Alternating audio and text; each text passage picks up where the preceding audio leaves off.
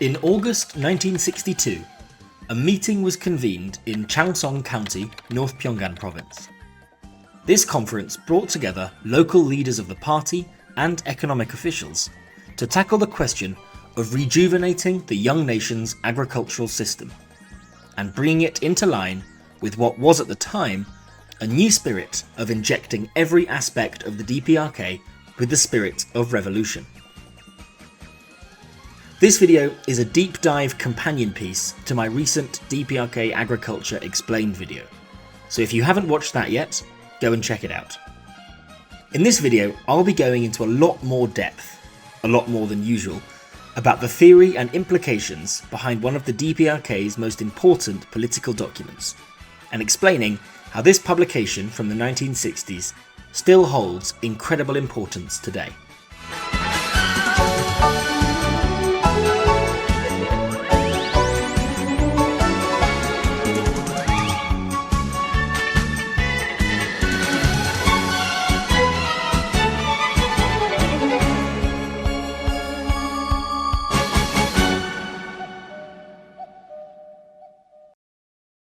We're best to start with the 4th Central Committee of the Workers' Party of Korea. Elected at the 4th Congress in September 1961, it was at the 8th plenary session in February 1964 when the theses on the socialist rural question of our country was put forward and latterly adopted by the committee.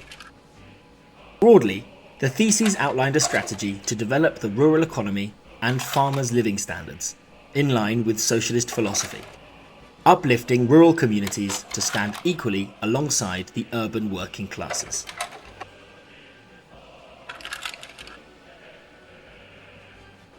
The document opens by laying out the core tenets of the socialist rural question. The understanding that, whilst socialism is traditionally built around the urban working classes, it's only through strengthening the worker-peasant alliance that victory in the revolution can be guaranteed. This opening paragraph lays out the basic theory which underpins the entire document. The idea that improving the lives of farming communities and abolishing differences between the urban and rural working classes means one can bring them firmly into the fold and through that strong alliance, work together for socialist economic development.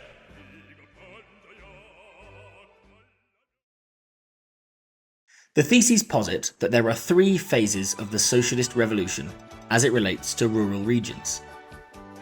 Firstly, during the period of colonialism and imperialism, the battle is for emancipating the peasantry from the control of landlords and the feudal system. This is particularly relevant in Korea, as prior to liberation in 1945, almost all farmland was owned by Japanese landowners, or collaborating landlords, whilst being worked by an underclass of Korean farmers. The solution presented for this initial revolution are a series of reforms already carried out in the DPRK by this point: the abolition of private ownership of the countryside and the redistribution of the confiscated land back to the peasantry. The second stage of the revolution, the thesis suggests, is a broader push to emancipate the peasantry from any and all oppression and exploitation. This is a much more generalised issue and one which involves a complete reworking of the agricultural system. Whereas previously, under the individual peasant economy, farming families would compete, rather than cooperate, to sell their products. Under the new system of collectivised and cooperative agriculture, these families group together into regional collective farms, wherein farms work to fulfil quotas set by the state, latterly selling the produce to the government, in return having any and all construction and other necessities provided by the state.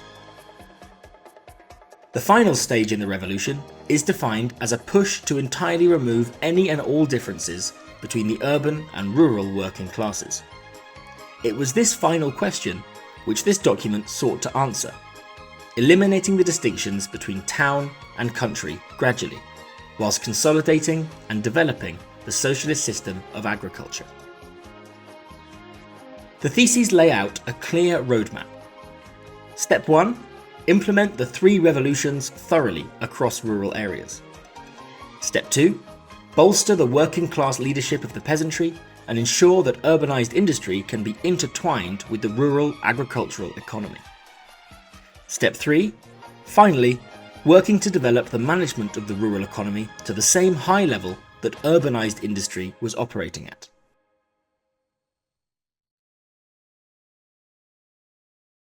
The first step is perhaps the most overarching and significant of the entire proposal, so we'll cover it first. Implementing the 3 revolutions across rural regions of the DPRK. The 3 revolutions, or 삼대혁명 소조운동, is a national movement which aims to improve the country in various sectors across 3 core tenets: ideology, culture, and technology.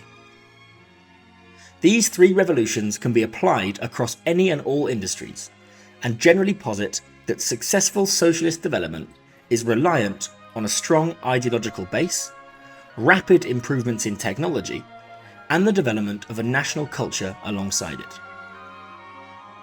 The implementation of 3 revolutions as part of the agricultural development strategy was deemed vital, since, according to the theses, the very fact that the distinctions between town and country and the class distinction between working class and peasantry remain even after the disappearance of the exploiting classes and the completion of the socialist transformation, shows that the revolution should be carried forward and that the revolution in the rural areas in particular should be carried out more thoroughly. Let's start with technology. The basic premise of the technological revolution in agriculture was to free farmers from their labour by introducing machinery and promulgating the mechanization of the collective farms. The theses also advocate the implementation of agricultural sciences to guide new farming projects. The document outlines 4 basic areas to improve: irrigation, mechanization, electrification, and chemicalization. Irrigation is noted as being particularly important. It's written that, unlike heavy industry, agriculture is uniquely reliant on climate and geographical conditions. It's written that it's the duty of all socialists to master and remake nature, providing the stability required to guarantee good harvests year on year. This is especially important in Korea, as floods and droughts are commonplace. The irrigation project aimed to expand paddy fields to cover 700,000 hectares in the country within 2 to 3 years, increasing the capacity to produce rice throughout the year, as well as focusing on forest and water conservation to ensure natural irrigation can be taken advantage of. Mechanization is considered equally vital to the technical development of agriculture. Notably, focusing on the idea of freeing the farming communities from centuries of back-breaking work, and developing mechanized alternatives that would allow farmers to refocus on less toilsome labour. The theses outline the importance of mechanizing everything from ploughing and harvesting to threshing and transportation. However, it suggests beginning with working to mechanize ploughing, weeding, and transport, as these are the toughest jobs for farm workers to conduct by hand. The document calls for the production of 70 to 80,000 new tractors and 30 to 35,000 new trucks. However, it also stipulates that Korea has a unique geographical character, and so it will become vital to develop new, custom-designed machinery that's better suited to operating in different parts of the country where different challenges present themselves. Electrification is considered vital, as it's noted that mechanization and irrigation would not be possible without widespread access to electricity. After all, water pumps and automated threshing machines couldn't function without reliable power sources. At the time of writing, 93.3% of rural counties had electricity, and 71% of farmhouses were fully powered. The theses call for the rapid increase in electricity rollout over the following few years, and also to focus on the electrification of all stationary operations, such as threshing, water lifting, fodder cutting, and pulverization. Finally, chemicalization was a series of policies through which chemical fertilizers and insecticides could be used to improve crop outcomes. Notably, the project aimed to increase crop yields, improve the soil, increase fertility, and eliminate many harmful insects through the use of new chemicals. It points to the increase in light and chemical industry across the DPRK during the late 1950s and early 60s, and how, at the time of writing, 300 kilograms of fertilizer was available to be applied to each hectare of arable land. The theses propose increasing this to 500 kilograms per hectare in the coming years. The Cultural Revolution in the countryside is a more people-focused series of policies. The major aims of the Cultural Revolution in the countryside is to eliminate so-called backwards ways of living, and to raise the standard of living and level of education of rural people and their communities. The theses note that without high levels of general and technical education, the achievement of the technical and ideological revolutions would not be possible. The document calls for training a new generation of technical cadres, allowing for an increase in the rate of technological development. The theses note that 1956 saw the introduction of compulsory education, and 1958 saw that compulsory schooling extended to secondary education. It suggests continuing to advance this line of general education by increasing the number of countryside technical schools, with a policy of a 9 to 10 year compulsory technical education being included alongside the general schooling of the next generation. The Cultural Revolution also includes taking the rural healthcare services, schools, kindergartens and cultural facilities and rapidly expanding them. It also stresses the importance of providing a guaranteed maternity leave, followed by high-quality childcare, to allow women to return to the workforce as soon as possible. Other policy proposals included an increase in the variety of newspapers, magazines and media to rural areas, and the construction of clubhouses for local workers. All of this as part of the effort to reduce the disparity between the lives of workers in the towns and those in the countryside, especially in terms of access to services. The ideological revolution throughout the DPRK's rural regions was outlined in the theses as vital for replacing outworn ideas with modern, progressive ideas. Getting rid of outmoded, pre-revolutionary thinking from the days of feudalism or occupation, and bringing new ideas of socialism and socialist values into these new cooperatives. The document posits that by educating the population on the work of the party and the benefits of a socialist system, one could get the rural peasantry to develop a personal investment in the revolution, thus increasing productivity through personal labour, but most importantly, through the smooth running of different industries working together. It was especially noted that the importance of anti-imperialism and anti-colonialism in education was paramount, alongside teaching workers to prioritise the needs of the collective over what one could personally gain from work. With the ongoing continuation of the Choloma movement during the 1950s and 60s, importance is placed on the Choloma work team movement, further developing these mass ideological movements amongst the workers in order to encourage innovation in different sectors.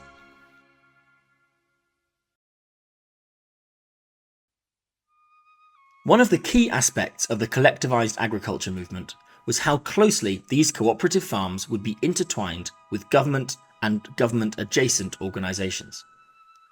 State guidance of cooperative farms was considered a vital aspect of this new agricultural revolution, most notably working to improve the management structures which oversaw the collectives. The theses posit that, once again, the issue lies in the differences between how rural and urban areas in the country are managed, and that effort needs to go into building up the rural region management systems to the same advanced level of the urbanised industrial management structures. It's noted that one major policy success at the time of writing was the encouragement of members of local county people's committees to visit farms and production sites to advise in person, breaking down the divisions between those working in practical labour roles and those in administrative management roles. However, it also notes that a new, higher level of guidance would be needed due to the rapidly changing nature of farming in the country. The theses mention that 1962 saw the implementation of two new management levels. Cooperative farm management systems were coordinating work between cooperative farms across the country, whilst rural economy committees were responsible for province-wide coordination between these rural regions. Farm scales would need to be increased, techniques improved, and an increase in technical assistance to be offered. The theses stress the importance of having a central management system and how bringing together otherwise disparate and separate farms and communities can only serve to improve production, share innovation, and generally improve operations on the ground. It was also noted that having a strong management structure in place for both rural and urban industries would allow for better communication between the two. Important, given that the products of agriculture would inevitably be processed in local factories in the nearby towns. Strong coordination between these two separate industries could only result in improved production. Finally, the document calls for all members of these oversight committees to be educated in agricultural technology. It explicitly states, "Today, farming without technology is impossible, and no one who is ignorant of technology can give guidance in farm affairs. The management committees should raise the technical level of the personnel and mobilize the technicians properly, thereby decisively strengthening the technical guidance of agriculture and further promoting the technical revolution in the countryside."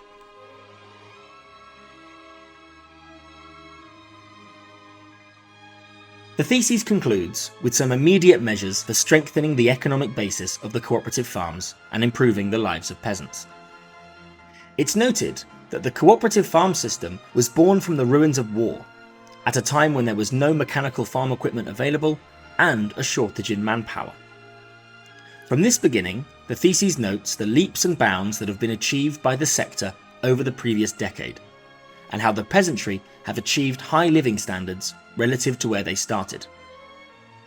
The document lays out a series of policies through which the state could help to improve living standards, notably through rural construction and the construction of modern rural housing at the expense of the state.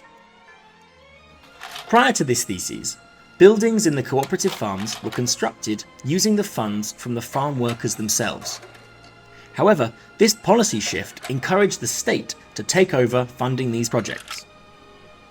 It noted that the state should fund all of the following: irrigation works, river improvements, pumping facilities, threshing grounds, animal sheds, warehouses, rural power stations, and support with the development of new rural housing, whilst the cooperatives would continue purchasing their own farm implements, small to medium-sized farm machinery, and oxen.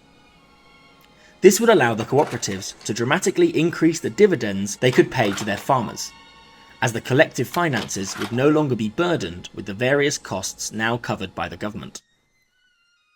Additionally, having most major construction projects organised by the state meant more energy could be put into overall farm planning and higher quality constructions.